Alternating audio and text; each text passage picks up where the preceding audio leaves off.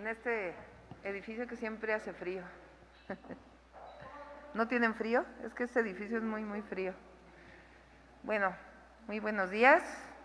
Hoy es el Día Mundial de la Adopción y queríamos platicarles a través del DIF de Estela Damián, que no hemos tenido oportunidad de difundirlo y aprovechamos el día de hoy. Cuando llegamos al gobierno en realidad no había un programa como tal de adopción y el DIF a través de la dirección de Estela, en coordinación también con la Fiscalía General de Justicia desde que era Procuraduría, han estado desarrollando pues una gran labor en este sentido. Entonces, el programa se llama Familias de Corazón. Desde que entramos al gobierno no habíamos tenido oportunidad de difundirlo y aprovechamos el día de hoy, entonces le voy a pedir a Estela que les presente este programa tan importante.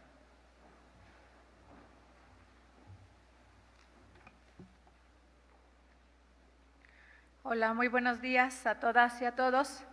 Pues primero quisiera que me ayudaran para transmitir el video, por favor.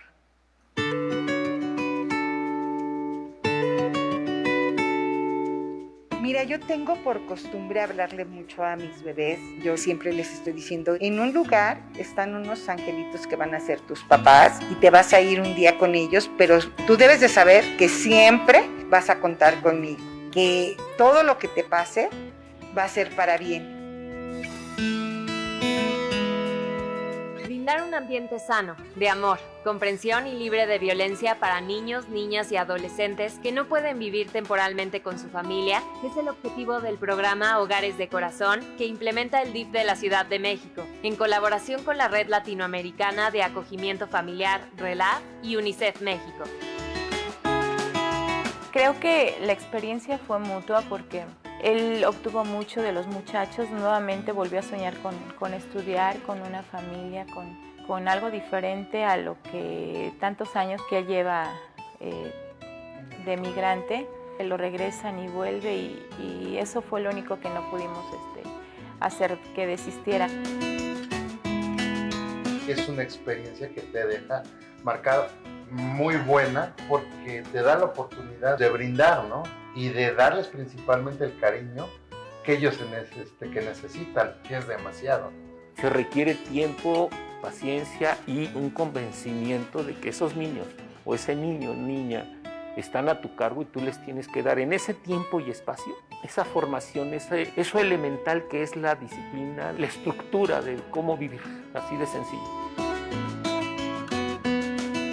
Blanca, Antonio y Araceli han participado en el programa más de una vez. En el caso de Araceli, ha dado hogar temporal a 4 bebés.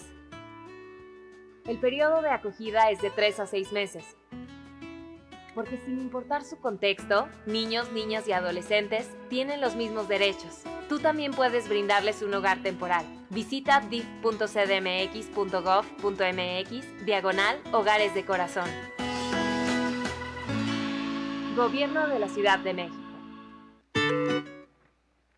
Muchas gracias. Bueno, pues si me dan permiso, vamos a iniciar con este gran paraguas de lo que significa la adopción, que está enmarcado por el derecho de vivir en familia de niñas, niños y adolescentes.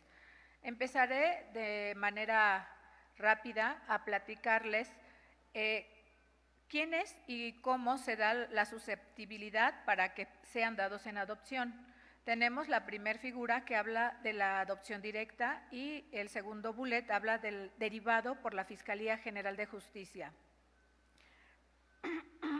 En la adopción directa es cuando la madre voluntariamente entrega a la niña o el niño al sistema DIF, se inicia un proceso de adopción con la familia que cumpla todos los requisitos. Derivado por la Fiscalía General de Justicia, aquí tenemos 3 posibilidades, que son los expósitos, que son las niñas o niños que son abandonados en vía pública y que el Ministerio Público determina su registro sin relación filial. Aquellos que son violentados por la familia, que son los presentados en la Agencia 59, probables víctimas de la comisión de algún delito. Y por último, los que se encuentran en situación de abandono, cuando niñas o niños no han sido buscados por familiares por más de 90 días. Me dan la siguiente lámina. En esta lámina ustedes van a poder encontrar cómo encontramos nosotros la institución y qué es lo que se ha realizado para la mejora continua y garantizar el derecho a la familia. No existía el enfoque de derechos, no había búsqueda de redes familiares, había un absoluto y total abandono institucional, lo que significa, 1, que se desconocía el universo de la población en centros de asistencia social y no existía diagnóstico de niñas, niños y adolescentes. También nos encontramos con una carencia absoluta de coordinación entre la Fiscalía y el Poder Judicial y organismos y centros de asistencia social. Y por último, había una omisión en el inicio de la pérdida de patria potestad, lo que te da como resultado una vulneración de derechos. ¿Qué hemos realizado a partir de que dirige este gobierno la doctora Claudia Sheinbaum? Primero, es la aplicación del principio del interés superior de la infancia. Ya se cuenta con datos y expedientes del número de niñas, niños y adolescentes que se encuentran en centros de asistencia social o familias de acogimiento temporal, ampliada o de origen. Se tiene un trabajo multidisciplinario para lograr la reintegración de nuestra población objetivo a un enfoque familiar en sus diversas modalidades. También ya se tiene y se trabaja de manera permanente con el inicio de la pérdida de patria potestad para determinar su situación jurídica. Tenemos una colaboración directa, permanente, óptima, tanto con la Fiscalía para evitar la institucionalización de nuestras niñas, niños y adolescentes, como también con el Tribunal Superior de Justicia. Y tenemos apoyo técnico de organismos internacionales, universidades públicas y privadas. La siguiente, por favor. En esta lámina van a encontrar ustedes justamente a lo que me refería hace un momento, la coordinación permanente que existe de parte del DIF de la Ciudad de México con la Fiscalía, el Poder Judicial y las organizaciones no gubernamentales. En el caso de la Fiscalía, es justamente la necesidad y la búsqueda de garantizar su derecho lo que se implementa por primera vez que el DIF de la Ciudad de México tenga y brinde atención a niñas, niños y adolescentes que han sido víctimas de algún delito y nos encontramos los 365 días del año 24/7 en las instalaciones de la Fiscalía, particularmente en la Agencia 59. Después tenemos el trabajo en conjunto para la búsqueda de redes familiares a través del equipo multidisciplinario. También se tiene un seguimiento a las carpetas de investigación para la determinación de la situación jurídica. Por parte de DIF y Poder Judicial de la Ciudad de México existe una coordinación con el presidente del Poder Judicial, con los jueces para el inicio y seguimiento de los expedientes de pérdida de la patria potestad y también, por supuesto, para la conclusión que termina con la adopción de niñas, niños y adolescentes. En las organizaciones no gubernamentales contamos con el apoyo técnico y de seguimiento permanente, evaluación, diagnóstico de la restitución de derechos de niñas, niños y adolescentes, nos capacitan, nos certifican. Aquí trabajamos con UNICEF y trabajamos con la Red Latinoamericana de Familia de Acogimiento Temporal. La que sigue, por favor. En esta lámina ustedes van a encontrar cuáles son las diferentes modalidades en las que se puede dar el acogimiento y esto nos permite garantizar el derecho a la familia. Miren, una vez que se presenta nuestra niña, niño o adolescente en la Agencia 59, el DIF de la Ciudad de México, como les comenté, tiene estas opciones. Uno de los primeros que tenemos es la familia de origen, que está compuesta por madre, padre o titulares de la patria potestad. La siguiente opción es una familia extensa, que está compuesta por ascendientes en línea recta, sin limitaciones de grado y colateral hasta el 4º grado, abuelas, tíos. También se va buscando que estas niñas o niños siempre se queden en un ambiente familiar y hay un trabajo, yo les diría, de mucha escucha, de una escucha atenta, en donde cuando los niños ya pueden hablar, van platicando con quién tienen una buena relación, con quién conocen, con quién se sienten más cómodos y se genera la viabilidad si son o no susceptibles de que puedan irse con alguna familia de origen o familia extensa.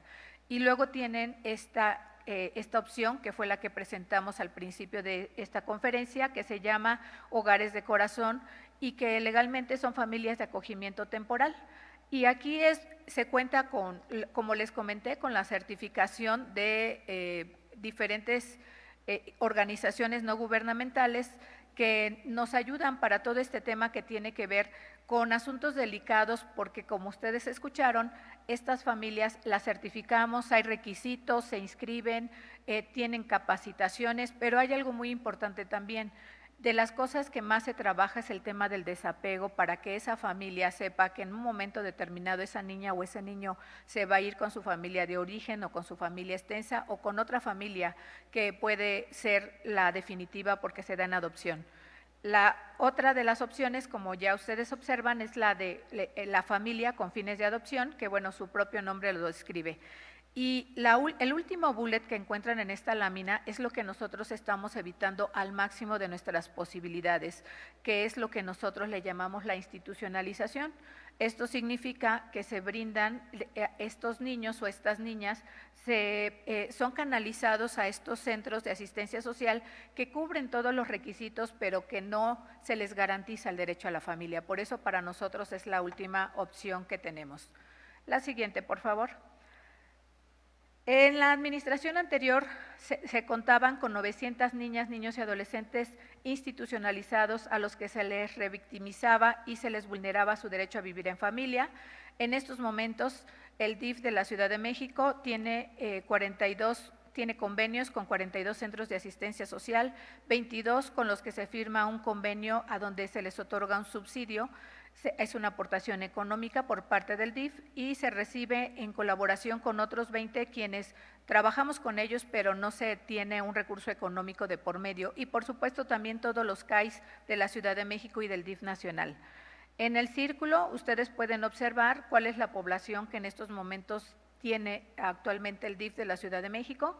Son 415, hemos disminuido sensiblemente el número, pero lo que les puedo garantizar es que este número no solamente se ha disminuido, sino se han garantizado los derechos de niñas y niños.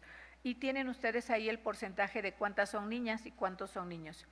Esta última lámina me parece que resume todo el trabajo que se ha realizado por parte de, primero, agradecerle a la jefa de gobierno, pues que nos instruye y nos esté supervisando continuamente para que siempre prevalezcan los derechos y el interés superior de niñas, niños y adolescentes. En el año 2019 no se contaba todavía con la figura de hogares de corazón, por eso ustedes van a encontrar que se dieron en acogimiento con familia extensa 170, reintegración con familia de origen 230 y acogimiento con familia con fines de adopción 25.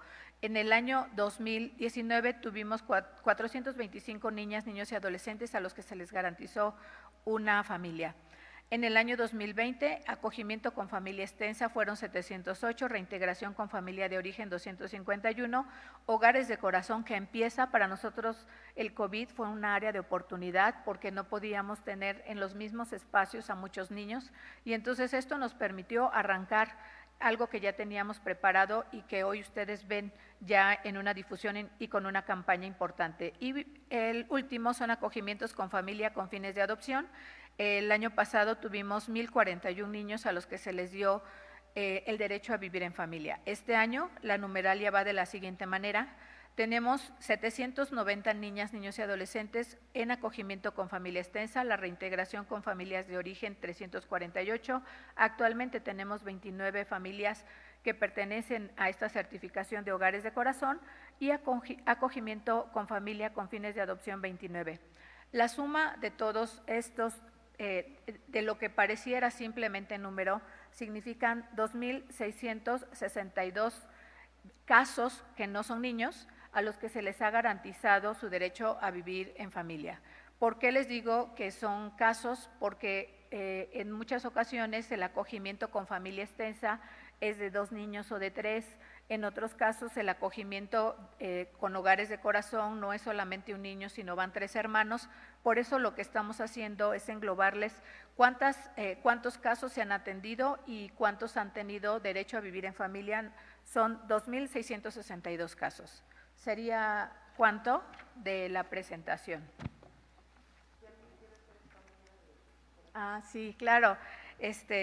Pues este es un día muy importante para nosotros, es un día que nos gustaría que todos los medios de comunicación nos apoyaran. Ustedes lo escucharon, es extraordinario que vivan la experiencia de ser familia de corazón. Esto se retroalimenta muchísimo la familia que recibe al niño, y ya escucharon ustedes, el tiempo que tardan es aproximadamente de 3 a 6 meses, pero la familia en su conjunto se enriquece, se nutre, cambia, se transforma, porque se dan cuenta que hay un ser humano o dos a los que está recibiendo, que lo único que están necesitando y apeteciendo es cariño, es sensibilidad, es ternura, es sentirse en una casa con alguien o con varios que lo cuidan. Entonces, ojalá y que de aquí tengamos muchas familias de acogimiento temporal, que se llaman familias de corazón. Muchas gracias.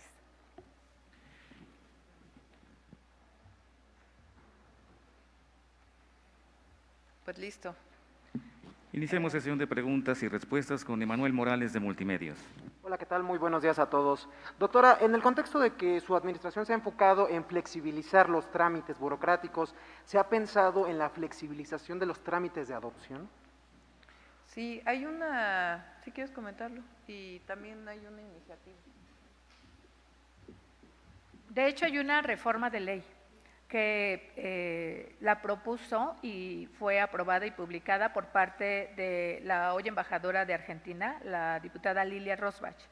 Esta iniciativa establece y vela justamente por garantizar el derecho a vivir en familia, y justamente se hicieron todas las reducciones de aquellos términos burocráticos que impedían que un niño tuviera de manera casi inmediata su derecho a vivir en familia.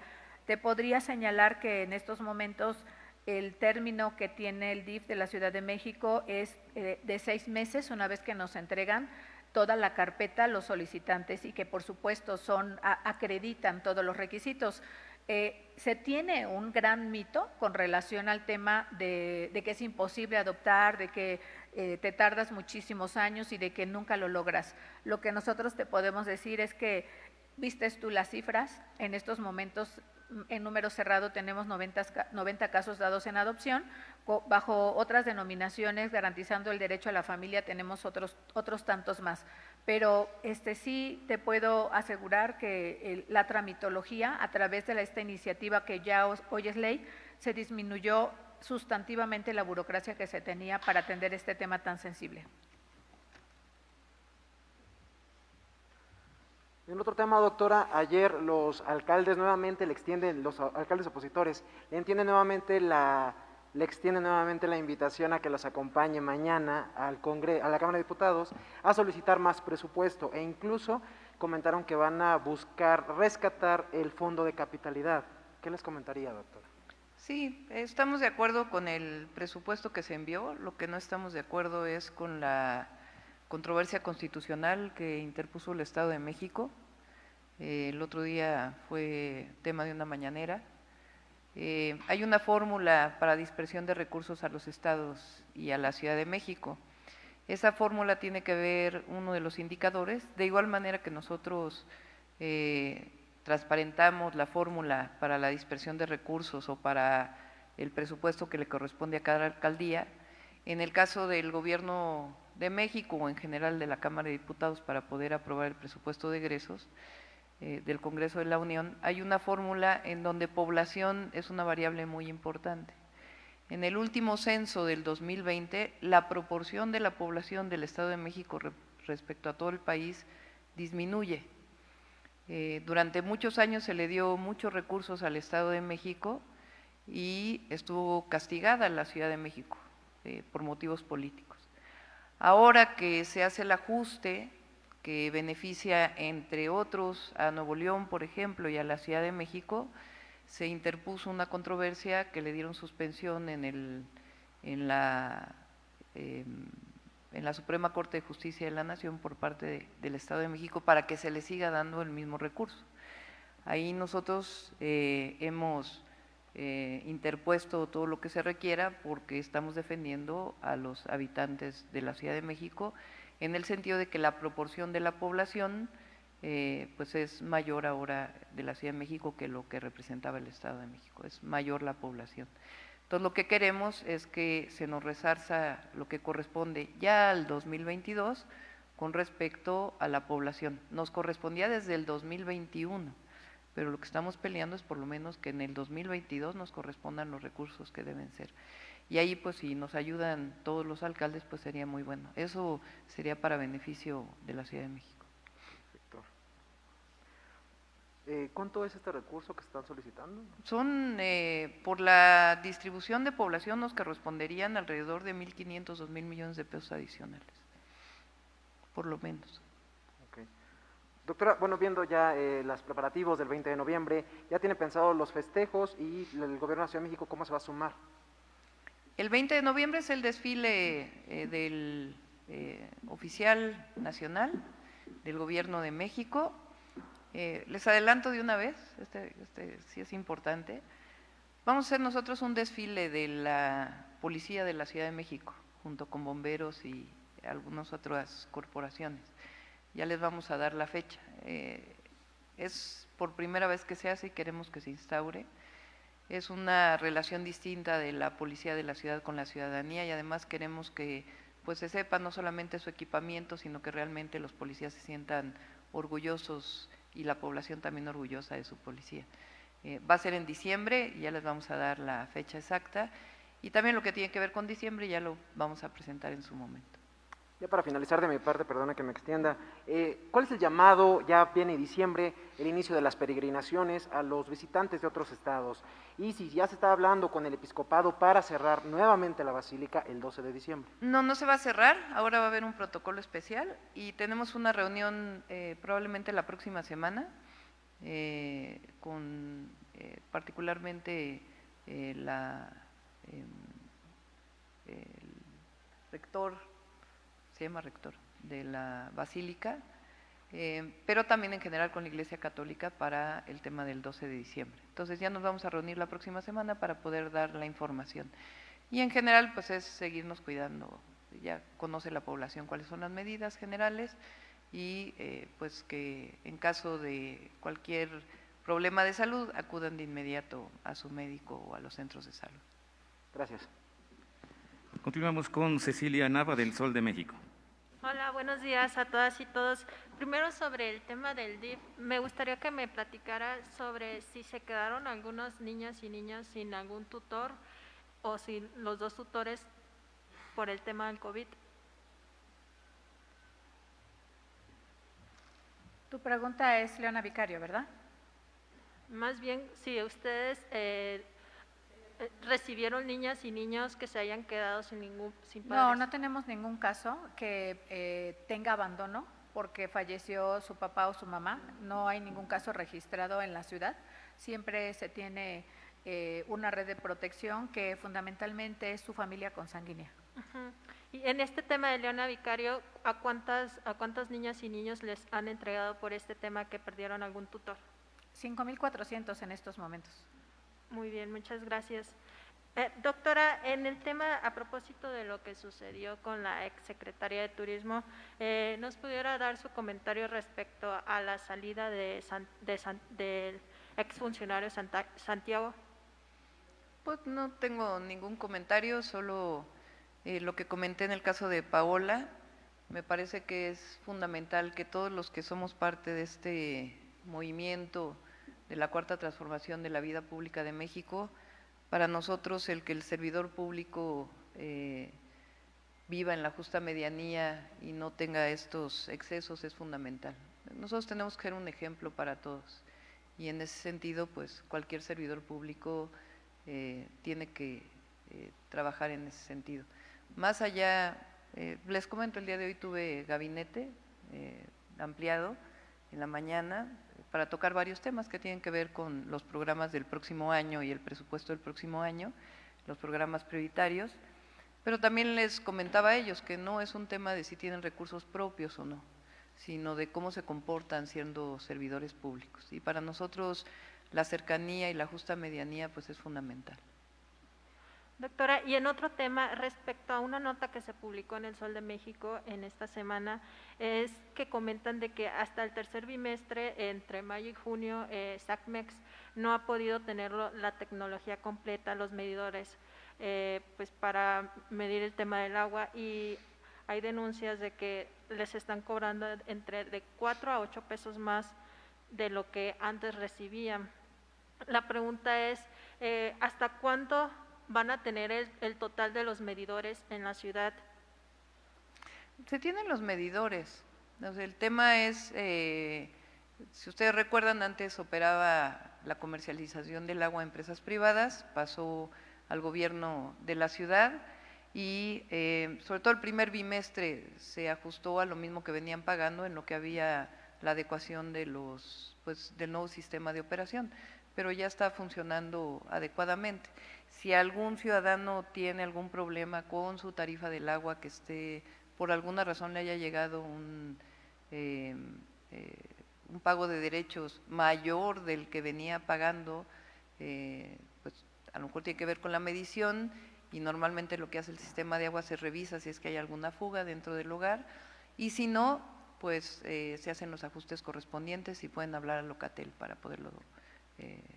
para poder denunciarlo y que se haga este servicio por parte del agua. Se supone que nada más hay 413 medidores de los más de 1 millón que se necesitan. Incluso SACMEX ya hizo una licitación solo para 120. Sí, pero esos son medidores de hogar. O sea, lo que se está haciendo es un cambio de tecnología, poco a poco.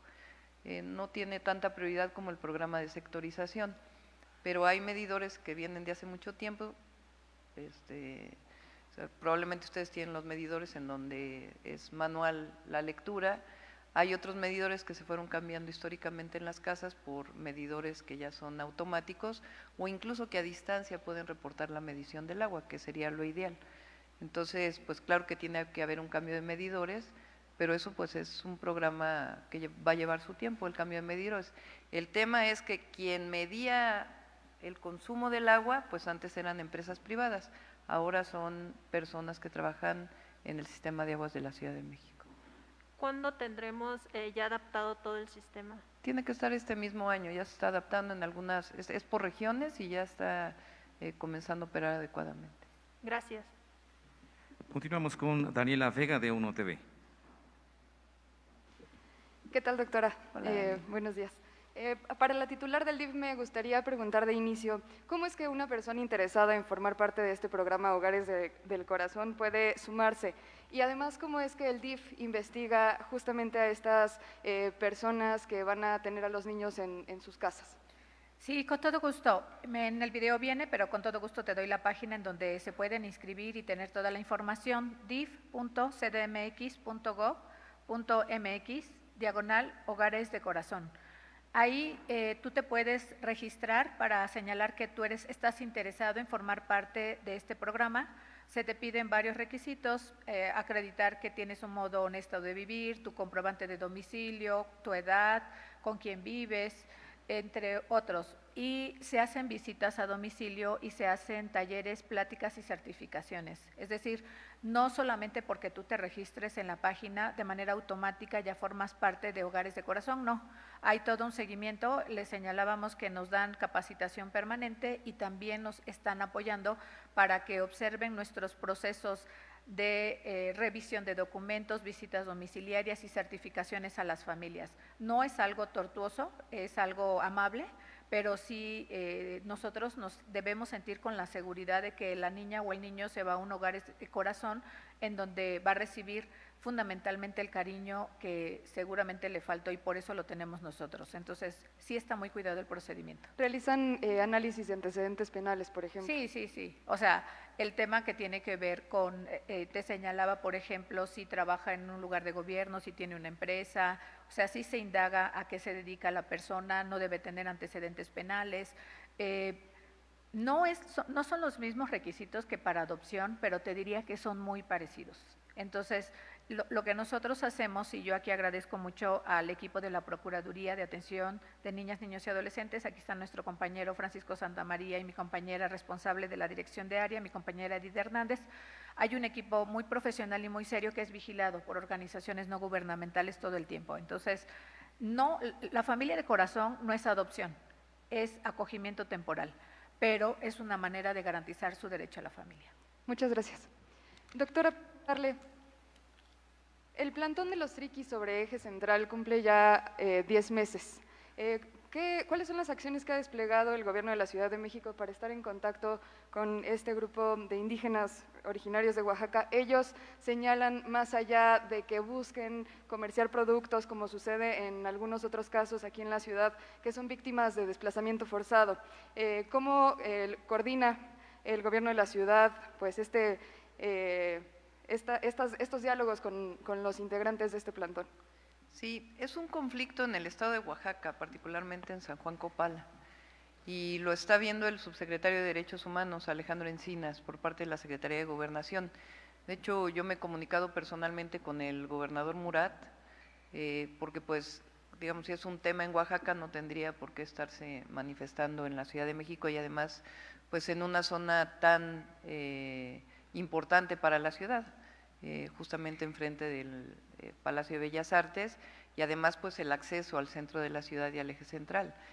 No hemos querido nosotros utilizar la fuerza pública ni moverlos hasta que no se pudiera resolver, pero sí hemos estado insistiendo muchísimo tanto al gobernador como al subsecretario, a la Secretaría de Gobernación, para que pueda darse pues alguna alternativa a estas familias. Si bien es un problema que viene desde hace muchos años, no es un problema que surgió con este gobierno, es un problema histórico en esta zona, está afectando a los habitantes de la ciudad. Entonces hemos estado insistiendo mucho y seguimos ahí en diálogo. Entonces el diálogo no lo establecemos nosotros, más que pues hemos estado insistiendo a las familias que están ahí que se pudieran mover a otro lugar y estamos en trabajo con el gobierno de México para que se pueda resolver.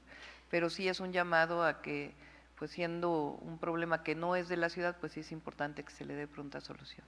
En 2 ocasiones previas han señalado ya la posibilidad de retirarse. ¿Ustedes han interpuesto algún...? De hecho, hubo un retiro en algún momento, regresaron y hubo problemas y regresaron nuevamente a ponerse en esta zona.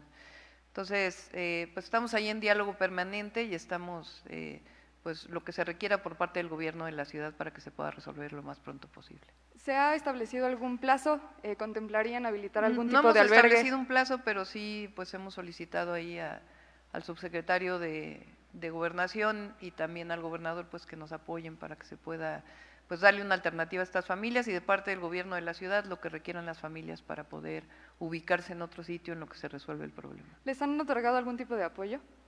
Directamente no, pero si requieren, es decir, no tienen en este momento un apoyo directo, pero sí están en comunicación permanente con los compañeros de gobierno por si requieren alguna situación en particular.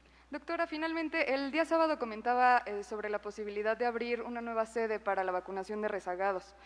¿Tienen ya definido en qué sitio podría ubicarse? Sí, el viernes vamos a ver cómo se comporta esta semana.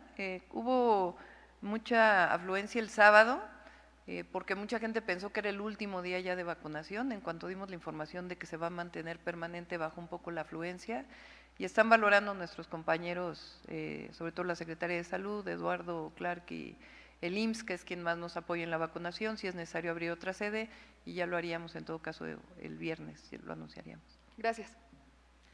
La última pregunta es de Carlos Navarro del Heraldo.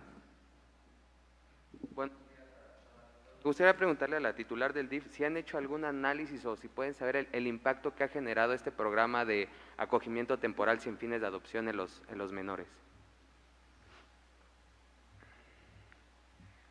Tenemos en estos momentos 2 años con que hemos implementado este programa y lo que te diría primero es que se les ha encontrado familia de adopción, ya definitiva varios, y otros más, que es una mayoría, se les ha reintegrado con su familia de origen a su familia extensa. También te diría que hemos tenido la evaluación y en esta el estándar que se maneja por parte de las organizaciones no gubernamentales, si me preguntaras del 1 al 10, andamos como en el 90% de cumplimiento de las metas que corresponde a Hogares de Corazón. ¿Qué es lo que, por ejemplo, tenemos que seguir reforzando? Esto, la difusión. Tener un banco de familias, es nuestra aspiración tener en la ciudad 200 familias con diferentes perfiles. Nosotros buscamos tener familias que sean expertas en niñas o niños con discapacidad. Queremos también tener familias para niños o adolescentes migrantes. Quisiéramos también especializar a algunas familias de corazón en temas de adolescentes en conflicto con la ley, por ponerte algunos detalles de lo que nos falta.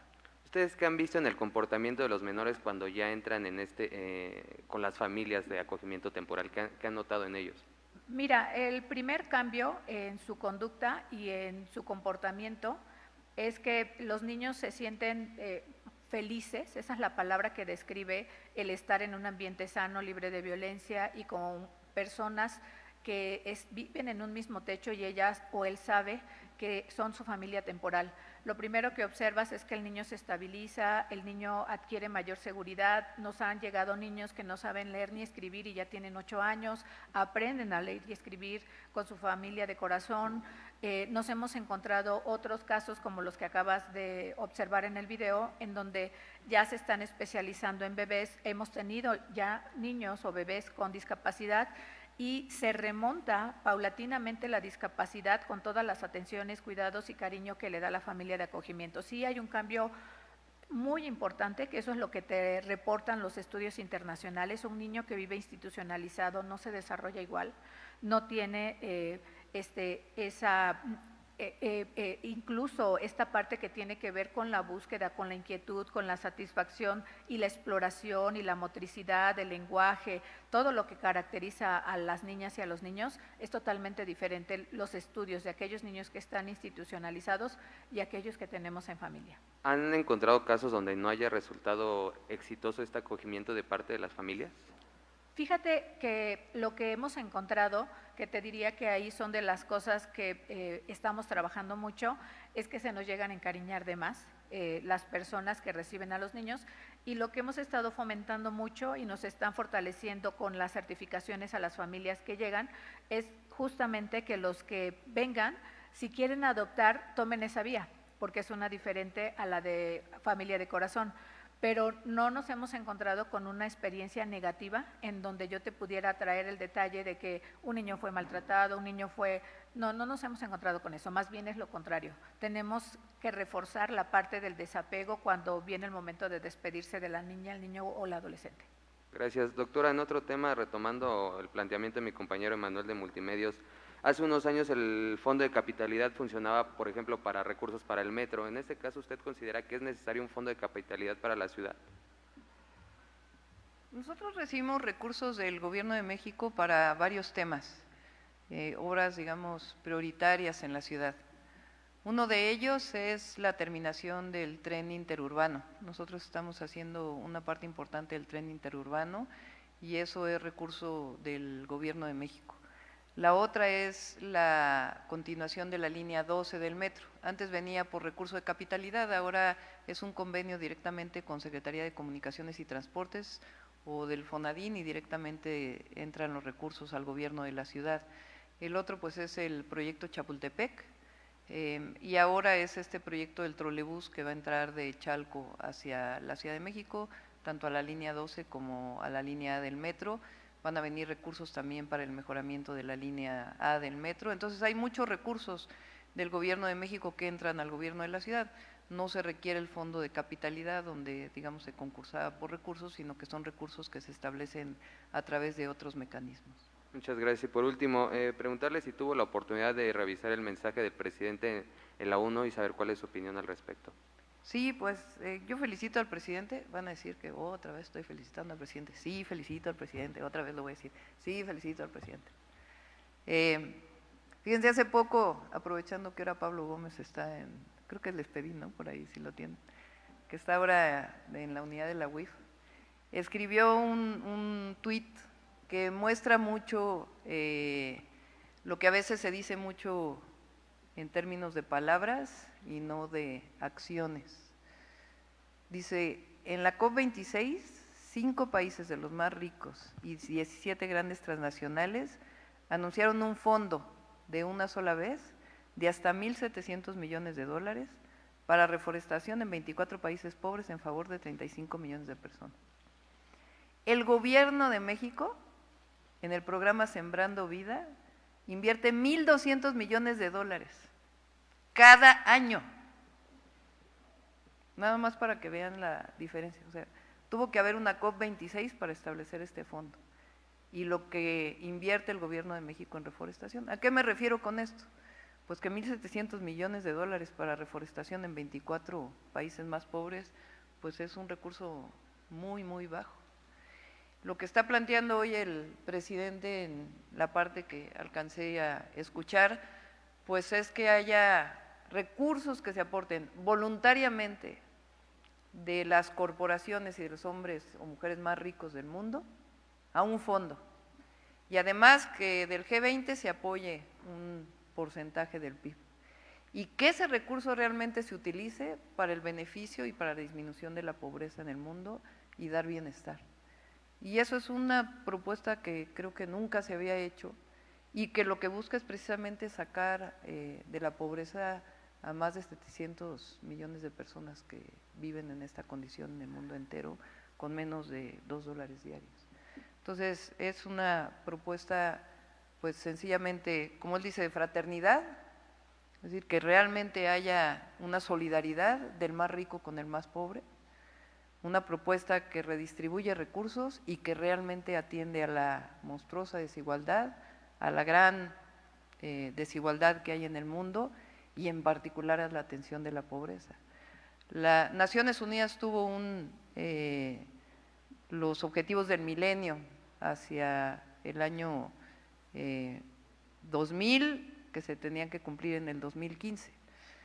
Hubo una disminución de la pobreza muy importante, pero entre otras razones porque el número o los millones que salieron de la pobreza venían principalmente de China. Después se hacen ahora los objetivos de desarrollo sustentable que no solamente tienen que ver con la pobreza, sino también con asuntos o con temas ambientales y de desigualdad social.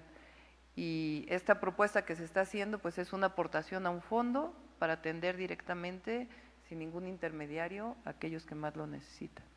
Entonces es una propuesta que se sustenta en realidad en el eje fundamental por la cual fue fundada Naciones Unidas, que son los derechos humanos y la paz en el mundo. No puede haber paz si hay enormes desigualdades y no puede haber paz si hay esta profunda pobreza.